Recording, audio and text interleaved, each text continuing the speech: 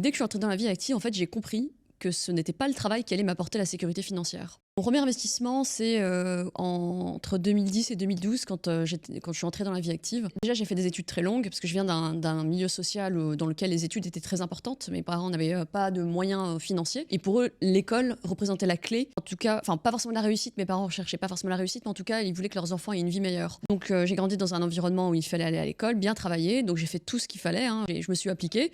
J'ai fait des études de droit. Je suis entrée dans la vie active. Et dès que je suis entrée dans la vie active, en fait, j'ai compris que ce n'était pas le travail qui allait m'apporter la sécurité financière. Alors que, tu vois, j'avais un emploi, une profession libérale, je gagnais assez bien ma vie. Voilà, donc très vite, j'ai compris que c'était pas suffisant et qu'il fallait, à minima, déjà acheter ma résidence principale pour ne plus avoir à payer de loyer. Après, c'était pas, j'étais jeune collaboratrice, c'était pas, les gens se font une idée, tu vois, une image, c'était pas non plus le salaire incroyable, j'avais un salaire de cadre à Paris, mais j'ai très vite compris, oui, que c'était pas ce qui allait m'apporter la sécurité. Et surtout que, à ce moment-là, dès que j'étais entrée dans la vie active, je voyais, on me montrait un avocat assez âgé, mais vraiment qui n'était pas en forme, pas du tout. Et on me disait qu'il était obligé de continuer à travailler parce que il avait un certain train de vie et que s'il arrêtait, il allait être en difficulté. Moi, je voyais en parallèle mes parents qui avaient vécu leur vie dans des conditions modestes, mais parce qu'ils avaient acheté, ils avaient fini par acheter, même sur le tard, eh bien, ils s'en étaient sortis en achetant une maison, en faisant ce qu'il fallait. Donc là, je voyais cette différence-là. Et je savais déjà qu'il fallait ne pas payer de loyer.